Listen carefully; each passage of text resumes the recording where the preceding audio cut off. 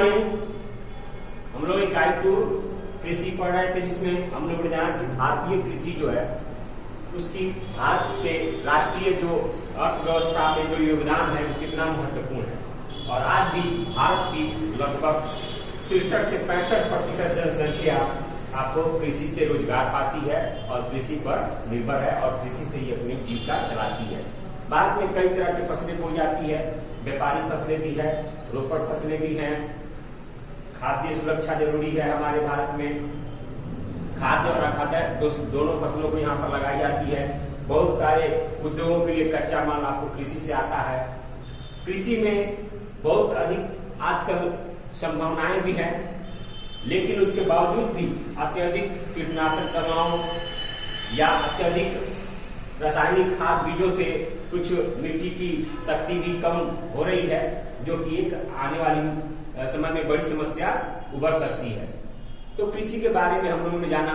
पिछले वीडियो में देखा कि खाद्य सुरक्षा क्यों जरूरी है। क्यों खाद्य सुरक्षा, संरक्षण और प्रबंधन दोनों ही आवश्यक है।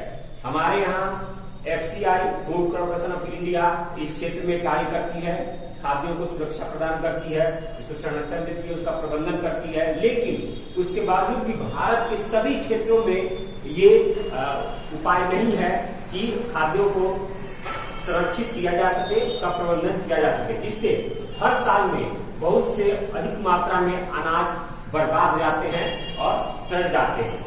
जो बेकार जाते हैं उनको फेंक दिया जाता है।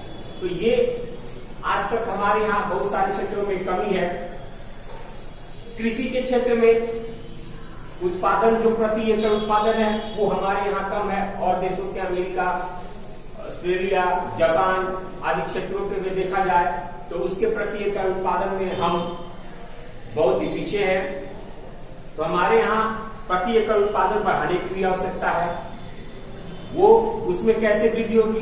तो कृषि के क्षेत्र में मौलिक संरचना यानी जो मूल संरचना है, मूल जो विकास है, जैसे बिजली, सिंचाई, ग्रामीण सड़कें, इन क्षेत्रों में विकास बहुत ही जरूरी है। हर क्षेत्रों में बिजली हो जिससे कि सिंचाई हो सके, सड़कें हो जिससे कि आवागमन की सुविधा हो। तो इन क्षेत्रों से जितना जल्द सुधार किया जा सकता है उतना जल्दी हम कृषि के क्षेत्र में विकास कर सकते हैं, उत्पादन स्तर को हम प्राप्त कर सकते हैं। गेहूं, चावल जिस क्षेत्र में ज्यादा उपज किए जाते हैं उस क्षेत्र में और सारी फसलों को लगाने के लिए आपको बढ़ावा देना, यानी उस क्षेत्र में किसानों को ये जानकारी देना कि क्षेत्र में इसके अलावा और भी फसल आपको लगाए जा सकते हैं, उसका उत्पादन किया जा सकता है, जिसमें वृद्धि की बेहतर संभावनाएं हैं। उसके बाद पोषण के आधार पर जो खाद्यान्न उत्पादन में जो वृद्धि करना है वो हमारे यहाँ अत्यंत आवश्यक है। क्योंकि खाद्यान्न उत्पादन जो पोषण स्तरीय है, जो भी है हमारे शरीर को सबसे अधिक पोषण देता है, वैसे खाद्य फसलों और वैसे खाद्यान्न को भी उत्पादन की बहुत ही आवश्यकता है हमारे क्षेत्र में, क्योंकि भारत की बढ़ती हुई जनसंख्या के लिए ये आवश्यक है। उसके बाद भारत की बढ़ती हुई जनसंख्या के लिए खाद्य सुरक्षा एक महत्वपूर्ण काम है, क्योंकि खाद्य सुरक्षा जब तक नहीं होगा तो हम अपने अनाज को, अपने खाद्यान्न को हम सुरक्षित और संरक्षित नहीं कर सकते हैं। फल, सब्जी, तिलहन, औद्योगिक फसलें आदि की खेती में जो भूमि लगी हुई है उसमें तो वृद्धि हो रही है, लेकिन जो भी दालें हैं, दलहन, तिलहन, इन जो क्षेत्रों में जो उपज होती थी उन क्षेत्रों की जो भूमि है वो घट रही है। तो इसके तरफ ध्यान देना चाहिए कि जो दलहन है उस क्षेत्र में भी हम विकास करें, उसका भी ज्यादा से ज्यादा उत्पादन हमारे यहाँ हो सके। हमारे यहाँ जलाक्रांतता, पिछले वीडियो में मैंने बताया था जलाक्रांतता, उसके बाद भूमि निम्नीकरण की समस्या, अधिक लवणता की समस्या, ये आपको हमारे सिंचाई के यानी हमारे कृषि के लिए एक समस्या है। ये सारी सिंचाई के साधन पर्याप्त नहीं होने से जो भौम जल स्तर है, भूमि के अंदर का जो जल स्तर है वो नीचे घटता जा रहा है, इसलिए कि उसका अंधाधुंध उसका दोहन किया जा रहा है, अत्यधिक पानी निकाला जा रहा है, जिससे कि बहुत सारे क्षेत्रों में चापाकल सूख जाते हैं। तो ये सारे जो समस्याएं हैं इनको दूर करना होगा।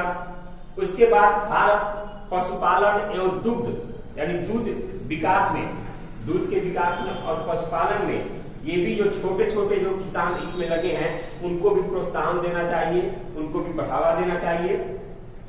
भारत जो है विश्व का सबसे अधिक दूध उत्पादन करने वाला देश है, यानी इस मामले में पशुधन काफी यहाँ पर महत्वपूर्ण है।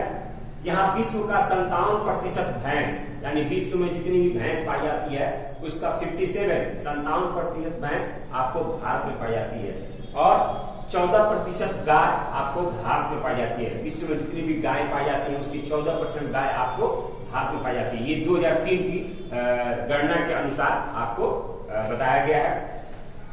ऑपरेशन फ्लड जो चला गया था, ऑपरेशन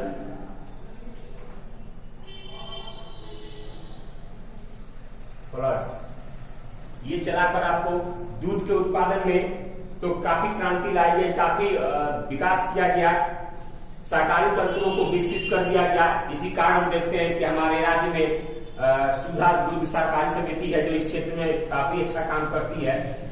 तो ये सारे आपको भारत सरकार द्वारा विकल्प किए गए हैं, ये सारे उपाय किए गए हैं, लेकिन आज भी हमारे यहाँ कृषि को उस स्तर पर या पशुधन को उस स्तर को हम नहीं प्राप्त किए हैं जो कि और सारे देश उस स्तर को प्राप्त किए हैं।